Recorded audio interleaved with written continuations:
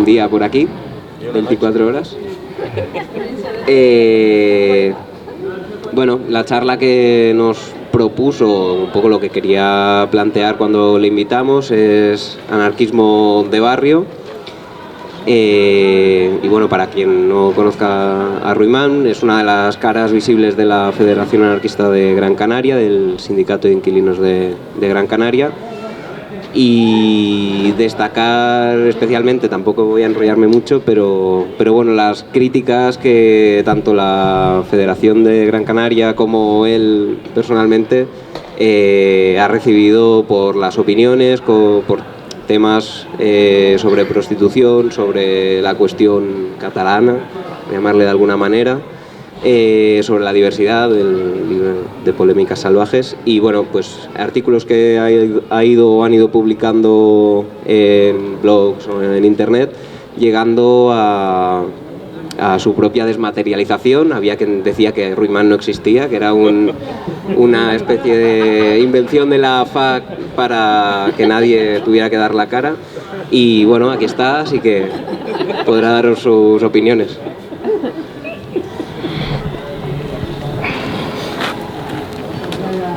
Pues buenas tardes, muchas gracias antes que nada al local por la invitación. La verdad es que para mí es un orgullo estar aquí, y no solo para mí, sino para toda la Federación Anarquista de Gran Canaria, que somos pocas, pero principalmente para las vecinas del Sindicato de Inquilinos de Gran Canaria, que ya somos unas 600 o así, y estas vecinas están muy orgullosas de que se oiga nuestra voz aquí en Barcelona, sobre todo en estos momentos. Incluso a algunas les hubiera gustado acompañarme, pero no han podido porque las compañías aéreas se han dedicado a asustar y a decir que no podía garantizarse el regreso si viajábamos aquí, que nos íbamos a quedar secuestrados en Cataluña. Pero sí, ha sido muy fuerte. Pero bueno, están aquí aunque sea en espíritu. Pues la cuestión del anarquismo de barrio que plantea la FAC no es nada novedoso, ni es nada que hayamos inventado nosotras, ni es nada nuevo siquiera. El anarquismo históricamente ha crecido cuando ha sabido leer su momento histórico. Cuando han habido revueltas campesinas, ha sabido propiciar la ocupación de tierras incultivas. Cuando ha habido problemas de desalojos, fue el anarcosindicalismo el que primero, antes que la PA o ninguna otra organización, levantó esa tradición de parar desahucios a través de muros humanos y creó los primeros sindicatos de inquilinos. Es decir, el anarquismo de barrio siempre ha existido, en tanto en cuanto el anarquismo se ha basado en representar las aspiraciones de los que no tienen nada. Cuando ha cambiado el perfil social de los anarquistas, y estos han pasado a ser mayoritariamente, sobre todo después de 1968, de clase media, pues han empezado a representar los ideales de la clase media y sus reclamaciones. Lo que está pasando en Gran Canaria es que estamos haciendo anarquismo las pobres, los que no tenemos nada, los que no hemos cursado estudios superiores, los que somos trabajadores manuales, las que no tenemos donde caernos muertas. Y por eso allí está surgiendo un anarquismo de barrio que no es nada teórico, que no es nada discursivo, sino que es muy, muy práctico y muy a intentar solucionar el día a día de la gente. Como digo, esto no es algo nuevo. Los primeros sindicatos de inquilinas se crean, por ejemplo, en Argentina, los crean mujeres como Virginia Volten, que protagoniza esas huelgas de alquileres en 1907 y 1909, las famosas huelgas de las escobas, porque salían a la calle con escobas para barrer la injusticia, y son las primeras que hacen huelgas de alquileres. Se sucede en Chile, se sucede en Sevilla, el profesor doctor Ballina organiza también un movimiento de huelga de alquileres y de protestas del hambre. En Barcelona, en 1931, hay un gran movimiento de huelga de alquileres, y la CNT y la FAI organizan un comité de defensa económica, que es un antecesor del sindicato de inquilinos. Y en 1933, en Tenerife, tenemos un sindicato de inquilinos, que es en el que se inspira la Federación Anarquista para para montar el suyo en 2017. Pero no solo ha sido en el tema de la vivienda, ha sido en todo. El anarquismo siempre ha sido fuerte y grande cuando ha mirado abajo. Cuando ha mirado arriba se ha perdido. Hoy se habla mucho de la Semana Trágica en Barcelona y se hace la comparación de hoy con entonces. El perfil de la gente que se levantó en la Semana Trágica no tiene nada que ver con los jóvenes, muchos de ellos menores de 18 años que hoy vemos en las calles. Quienes organizaron el motín de la Semana Trágica fueron prostitutas como la 5 Céntimos, la Larga, la Bilbaína, la Valenciana, que se negaban a que sus parejas, sus hijos fueran a morir a África por una guerra que no les concernía. Esas mujeres organizaron los primeros motines, levantaron las primeras barricadas y propusieron quemar las primeras iglesias. Es una tradición que ya no se secunda mucho. Pues estas mujeres fueron las que encabezaron esos levantamientos. Y hoy, sin embargo, cuando se habla de prostitución, pues es casi una lacra y no las queremos en nuestros movimientos, en muchos aspectos, lo cual para mí me parece vergonzoso. La Federación Anarquista de Gran Canaria, no en el caso de estos prejuicios, pero sí a la hora de llevar un anarquismo convencional, éramos exactamente igual que cualquier movimiento anarquista al uso. En 2011 la federación surge en el 15M. Éramos pocos, nos encontramos en las plazas. Al principio nos llamaban el bloque negro, porque esa impresión de gente con banderas negras y tal causaba impacto en la isla de Gran Canaria. Y sobre todo por la tradición de la que viene el anarquismo canario, que es muy conflictiva.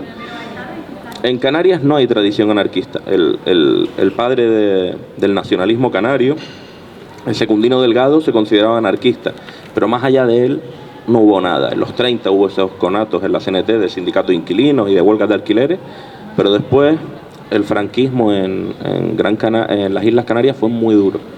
Masacraron a muchísima gente y se convirtió todos esos años en un erial. En los 70 hay un movimiento de objeción de conciencia que vuelve a reactivar el anarquismo, pero no vuelve a haber nada hasta el 15M. Es mucho tiempo un pueblo sin luchar. En el 15M, ya digo, nos encontramos e hicimos un anarquismo al uso, clásico. Le quitábamos la cabecera a los sindicatos amarillos, a comisiones y UGT, los echábamos de la tarima, montábamos disturbios, les pegábamos a los nazis, hacíamos cosas así, ¿no? Que están muy bien, pero que requieren muy poco trabajo. Lo haces un día y hasta el mes que viene descansa. Más o menos. Bueno, aquí hay más. Aquí quizás, aquí es distinto. Pues bueno, entonces era un anarquismo muy al uso, muy convencional. Unos compañeros les dio por redactar unas octavillas sobre apostasía y no consumir transgénicos, y entonces íbamos repartiéndolo por la calle tranquilamente, ¿no? Y en una de estas le entregué un flyer a un señor. El flyer ponía: no consumas transgénicos. Y el hombre me tocó en el hombro, me di la vuelta y miré el rostro de la persona a la que yo le acababa de entregar ese papel, y vi que era una persona que estaba en situación de indigencia. Tenía un pollo medio podrido con una capa importante de moho en la mano que acababa de sacar del contenedor, y yo le estaba entregando un flyer en el que decía: no consumas transgénicos. Por detrás ponía: no causes huella ecológica, usa bicicleta, y el hombre iba descalzo. Entonces a mí me causó personalmente un impacto muy fuerte. Me di cuenta de que el anarquismo que yo defendía estaba totalmente fuera de la realidad social canaria. Empezamos a estudiar cuál era la realidad canaria. Me gustaría preguntarles qué creen ustedes o qué opinan ustedes en dos palabras, qué opinión tienen de Canarias, pero ya me dirán si es distinta a la que yo les voy a decir, que se proyecta desde fuera. Sol, playa, palmera, 23, 25 grados de media, turismo, hamaca, bikini, mojito. Pues Canarias no es eso. Nunca lo ha sido, y aunque hoy se vende esa imagen, no tiene nada que ver con eso. En Canarias tenemos un 40% de población en riesgo de exclusión social. Somos oficialmente una de las regiones más pobres de la Europa política. Tenemos un 67% de población que manifiesta que es incapaz de llegar a fin de mes. En una población de 2.100.000, pues tenemos a la mayoría de la gente desempleada que nunca ha cotizado, que sus padres no cotizaron y que sus hijos tampoco van a cotizar.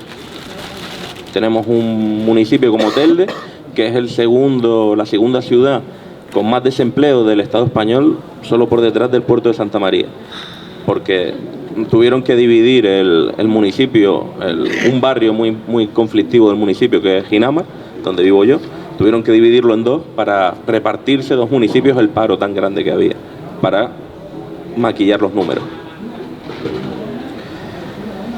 Tenemos muchos problemas de desnutrición infantil, tenemos muchos problemas de desahucio, en torno a los 1.500 por trimestre. Tenemos los alquileres más caros, de los más caros del Estado, con un 40% de subida, solo estamos por detrás de Madrid y Barcelona, pero nuestros salarios son los de Extremadura. Entonces la gente no puede pagarse un alquiler y la gente no puede comer. La mayoría de la gente depende de los bancos de alimentos, dependen de los niños comen por lo que comen en los comedores escolares y la situación allí es muy dura. Quizás cuando ustedes vayan de turismo allá no lo vean, los que vayan, porque lo que les enseñarán son las playas, los hoteles y los todos incluidos. Pero si se dan una vuelta por X barrios, como La Isleta, Ginamar y demás, van a ver la miseria más dura y terrible directamente en la cara. Eso es violencia y no lo de los contenedores. La FAC leyó esta situación y decidimos actuar. Empezamos parando desahucios. La PA en Gran Canaria no atendía casos, sigue sin atender de alquiler ni tampoco de ocupación, nosotros sí, y empezamos con esa dinámica. Intentamos también implicar al movimiento Ocupa convencional, que allí es muy minoritario, en realojar a familias cuyo desahucio no se había podido parar. Pero el movimiento Ocupa estaba por otras cosas. Recuerdo una situación muy dura para mí, que fuimos a pedir que nos ayudaran a realojar a una familia con 3 niños que habían sido desahuciadas y no nos habíamos enterado hasta que ya estaban en la calle. Sabíamos que en esa casa Ocupa había espacio, porque la habíamos abierto nosotros, y nos dijeron que no podían cedernos el espacio porque estaba destinado a una sesión de meditación y de Reiki. Entonces, a partir de ahí decidimos nosotros también volcarnos en ayudar a realojar a familias sin recursos. Empezamos primero con viviendas unifamiliares, pero después se nos dio la oportunidad de la Comunidad La Esperanza. La Comunidad La Esperanza es la ocupación más grande del Estado. Son 4 bloques de viviendas, 76 viviendas en total, y actualmente viven allí 210 personas, más de la mitad de ellas niños. No ha sido un trabajo fácil, ni mucho menos, y ha llevado un proceso de ensayo-error muy grave, muy profundo. Lo primero es que antes aceptábamos a cualquier persona que viniera a pedir casa sin comprobar si de verdad la necesitaba o no.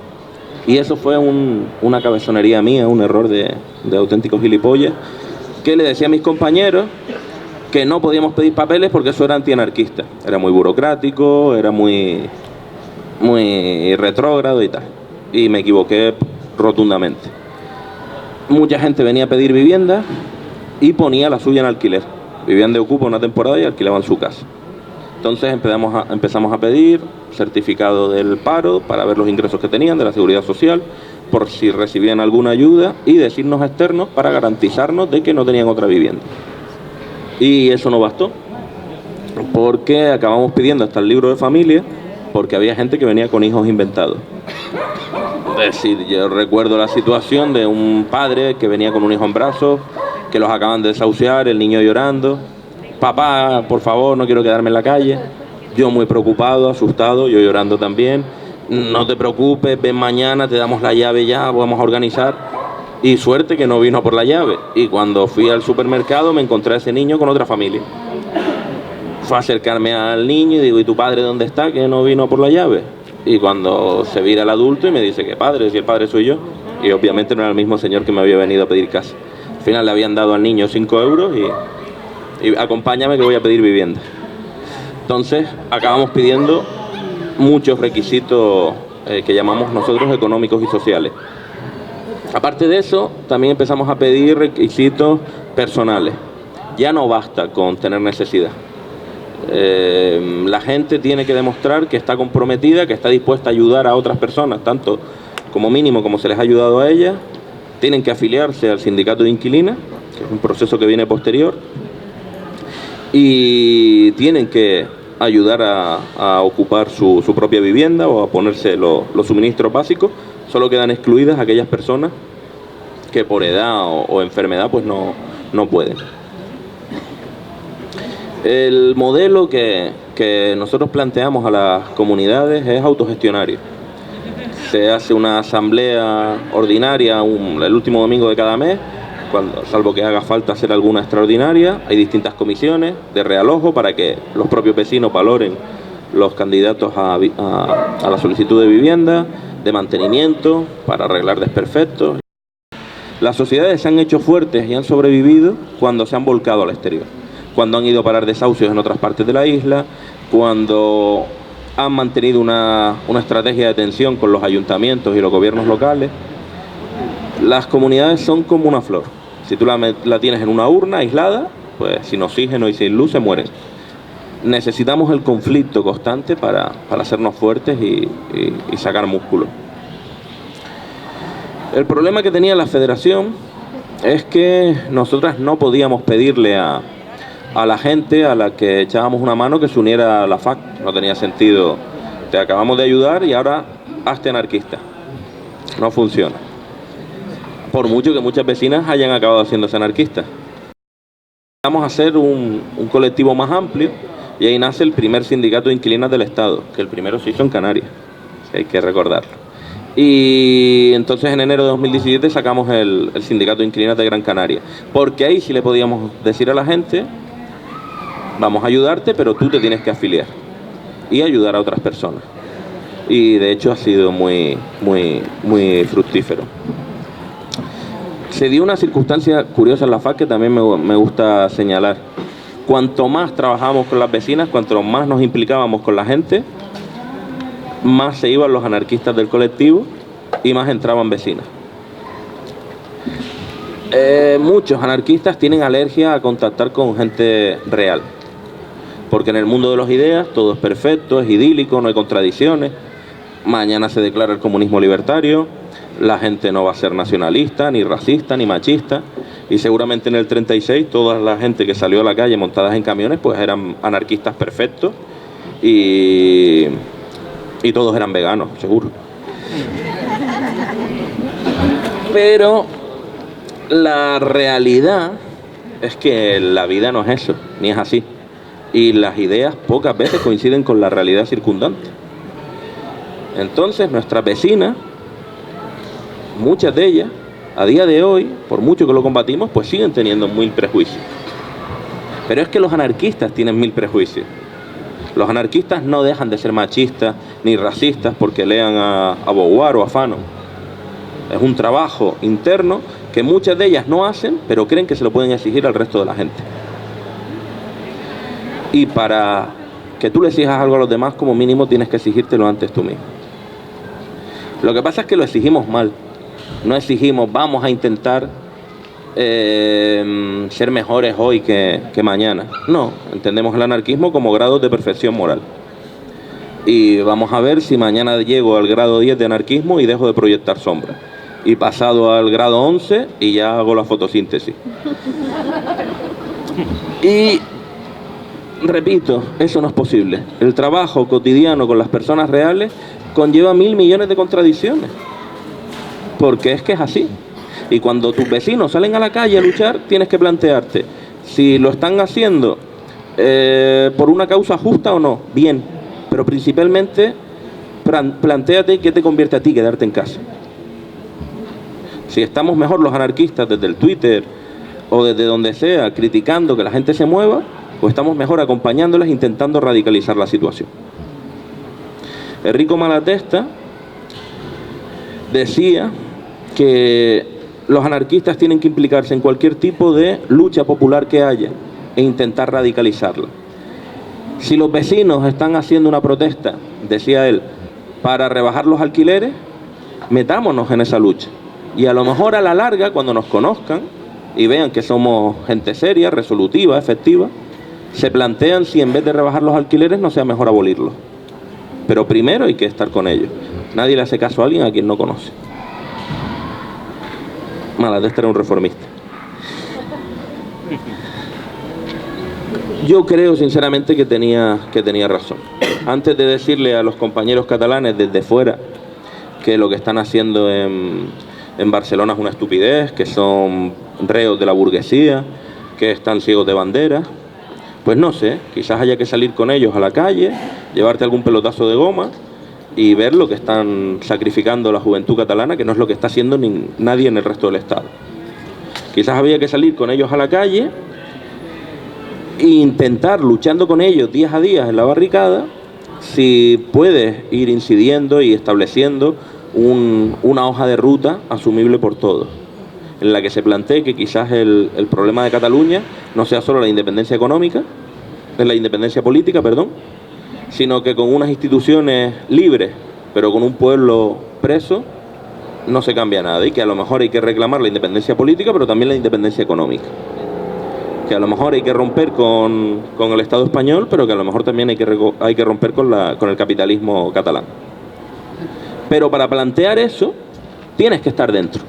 Desde fuera y desde Twitter no puedes, porque lo primero que te dicen es que eres un enterado y a nadie le gustan los consejos de un paracaidista. Esos 2.100.000 que les decía que somos, recibimos entre 13 y 15 millones de turistas al año. Y somos la región más pobre. El turismo no crea riqueza. Se la crea a los 2 o 3 hoteleros, a Airbnb, a los 2 o 3 que se dedican al alquiler vacacional, pero al trabajador no le crea ningún tipo de dinero, de riqueza. Entonces ese modelo hay que combatirlo, y creo que Cataluña es un sitio muy propicio porque estáis viviendo la misma invasión. Desde allí, una actividad que estamos haciendo, que se ha practicado, es la huelga de alquileres.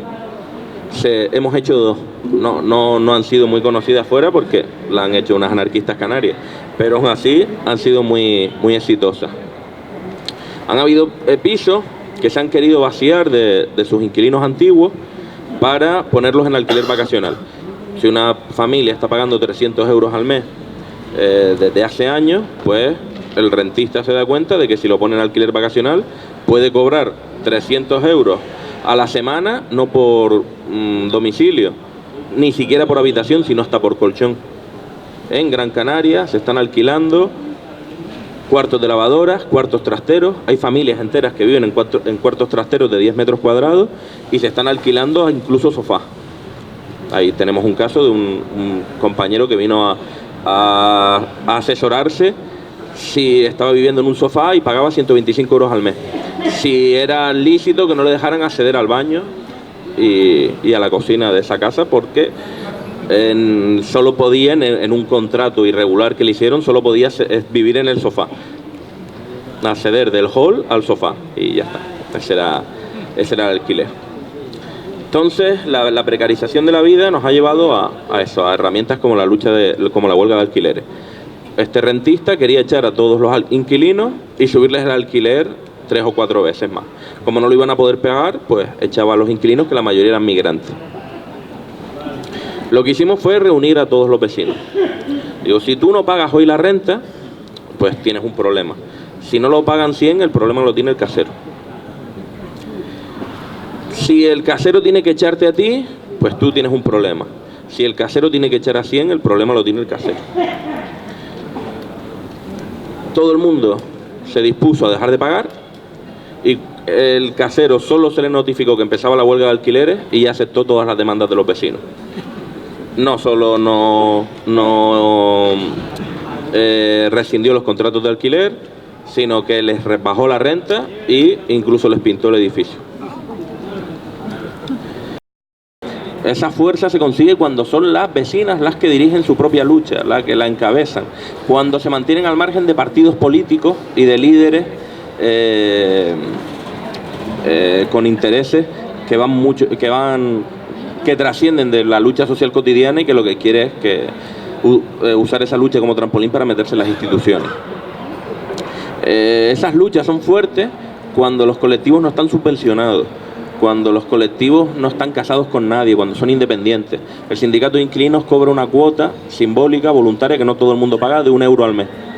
Porque si nosotros pusiéramos una cuota de 10 euros o 30 euros como piden otros colectivos o sindicatos, pues no podría la gente asumirla, porque no tienen para comer. Entonces, desde aquí, ya para terminar, reivindicamos que el anarquismo deje de ser solo cosa de anarquistas. Queremos que el anarquismo sea cosa de las vecinas, que el anarquismo deje de plantearse como una cosa súper complicada, súper difícil, tengo que estudiar mucho, hacer cursos, una oposición para ser anarquista, no. El anarquismo tiene que ser algo sencillo, fácil, al alcance de todos. Tiene que ser un papelito arrugado que saquemos y metamos del bolsillo con cotidianidad, que esté manchado, que esté sucio, que esté rajado. Tiene que ser algo al alcance y a la mano de cualquier persona. El anarquismo es demasiado importante para que lo dejemos solo en manos de los anarquistas. Y ya está.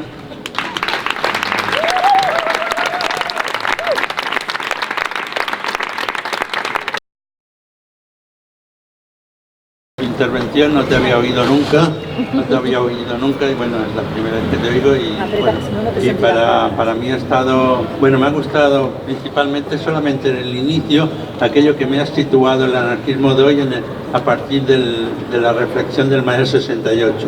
Bueno, yo lo situaba un poco más tarde, ese anarquismo burgués que tenemos hoy en día instalado en nuestra forma de ser, en nuestra cotidianidad, porque de una manera u otra, más o menos, esto lo intento denunciar, no sé si con la claridad que tú lo has hecho. Yo soy más parco, más garrulo en estos términos, pero sí que me doy cuenta que el anarquismo que tenemos hoy en día es un anarquismo de las élites, ¿no? Muy un poco pijo y aparte, ¿no?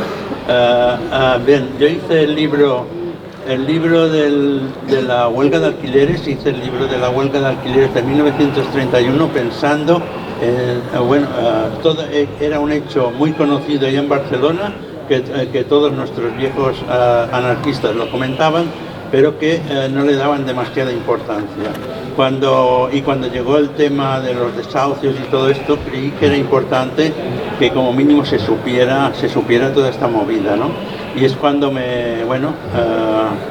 gracias al local y estas cosas, lo logramos editar y bueno, ahí está ya por su segunda edición y bueno, lleva su recorrido.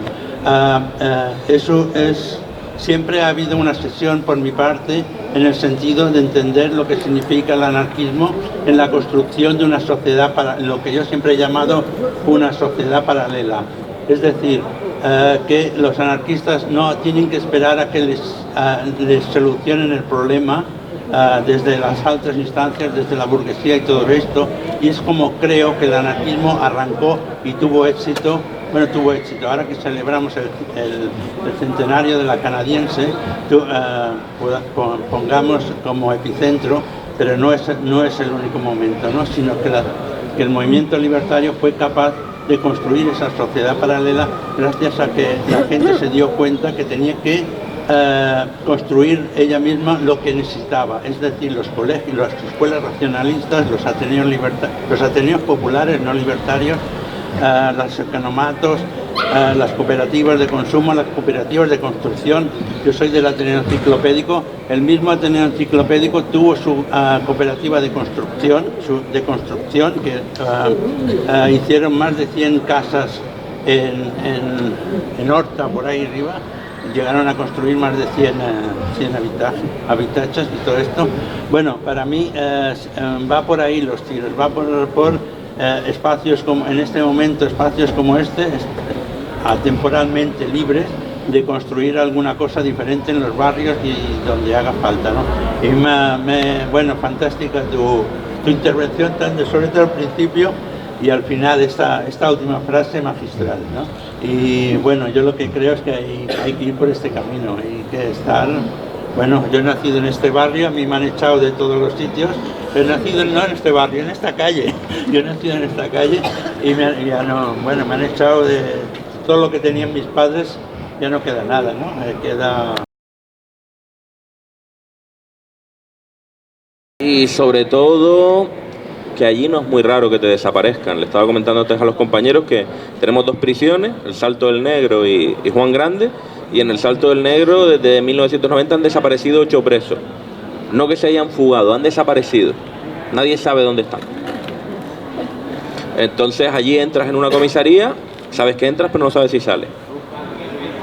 Hay una situación muy caciquil, muy dura, muy de que aparece gente enterrada tranquilamente en descampados y nadie se alarma, no es nada sorprendente. Entonces dar la cara allí es muy complejo. Se está haciendo y se está rompiendo el miedo. De hecho, se toma la decisión de que yo dé la cara y me haga portavoz porque la policía, los guardias civiles no paraban de pasar delante de la comunidad y delante de vecinos y de tal, pues sacaban la mano por la ventanilla y me amenazaban como que me iban a disparar. Entonces dimos el salto de ir a los medios, hablar en prensa, que nunca lo habíamos hecho.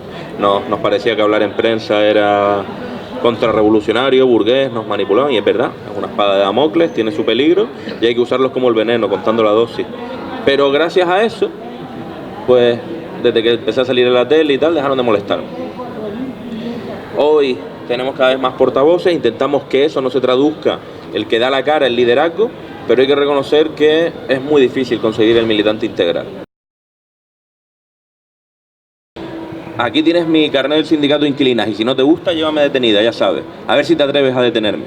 Y yo ver al policía cogiendo el sindicato, el carnet y apuntando el nombre y el teléfono del carnet.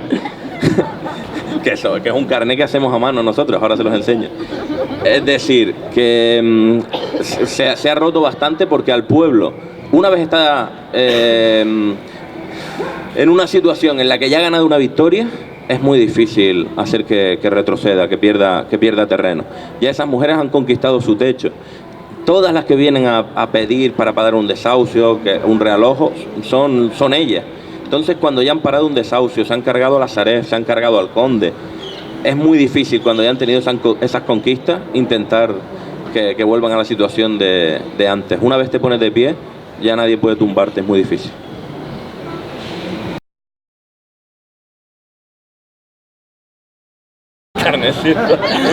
Carnet así, de cartón, no tenemos muchos medios y aquí te ponen la mensualidad, que ya tengo el año pagado. Que son las casitas. Oye, allí.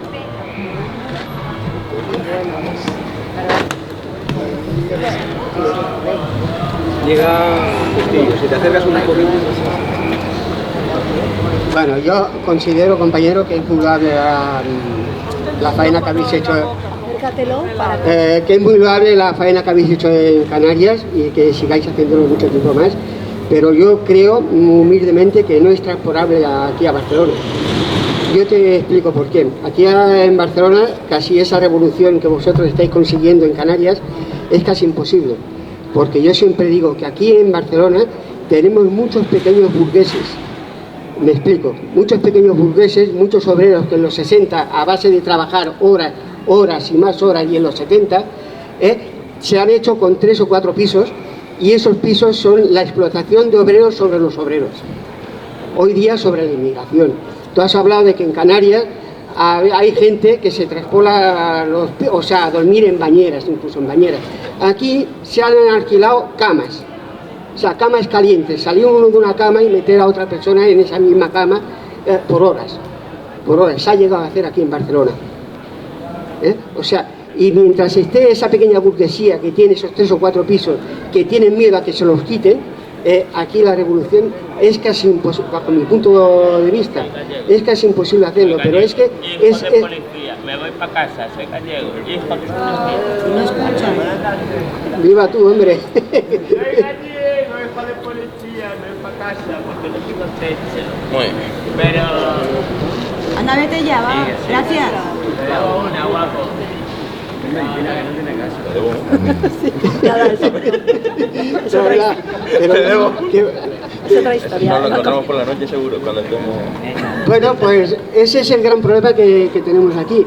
En cuanto a la unidad de la gente, pues aquí la gente estamos unida los que estamos unidos, porque la inmensa mayoría, incluso los propios sindicatos, aquí tenemos 3 fracciones de la CNT, me parece. Está Joaquín Costa, está Medina Celi, está el Gregar, y no sé si hay alguna fracción más, me corregís si hay alguna fracción más, y me parece que entre nosotros casi todos estamos a uñas y dientes, por lo tanto la unidad es casi imposible llegar a conseguirla, y es por eso, porque aquí mientras haya esa pequeña burguesía no nos llegaremos a unir nunca, porque es contra la gente y ya te he dicho, es la explotación del obrero sobre el obrero, y es lo que más está premiando aquí en Barcelona, y por eso es casi imposible, es casi imposible, porque es que lo tiene. Pasa igual que con los maderos.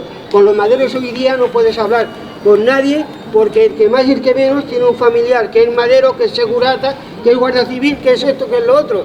Por lo tanto, cuando hablan más te miran con una cara como diciendo, ¿este tío dónde sale? Y no queremos ver la realidad que tenemos. No tenemos que cada vez más nos están masacrando. Y es lo que me decía el compañero aquí esta mañana, que lo que estamos viendo estos días en la calle son de los chavales más jóvenes que no ven ninguna clase de futuro. No tienen, y por eso han perdido el miedo a todo. No tienen absolutamente miedo a nada. Y les da lo mismo que lo cojan, recibir un palo, que lo lleven a la comisaría, que lo lleven donde quieran. Porque es que no hay ninguna ilusión por nada ni por nadie. Y aquí en Barcelona se acentúa muchísimo más que quizás en otros sitios. Pero es simplemente por eso, simplemente matizar eso. En cuanto a lo demás, a la insolidaridad de la gente, pues nos podríamos extender muchísimo más. En otros campos y en otros mundos que no viene al caso ahora.